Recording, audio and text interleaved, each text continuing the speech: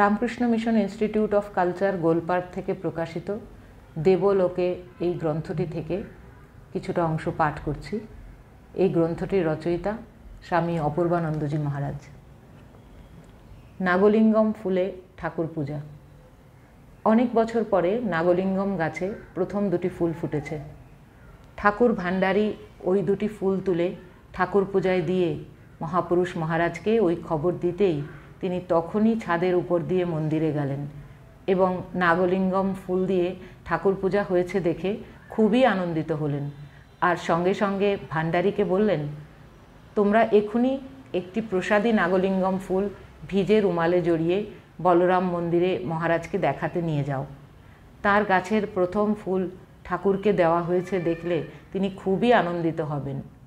মহাপুরুষজির ইচ্ছানুসারে একজন সাধু একটি প্রসাদী ফুল নিয়ে চলতি নৌকায় বলরাম মন্দিরে গিয়ে মহারাজকে ওই ফুলটি দিতে মহারাজ খুব খুশি হলেন।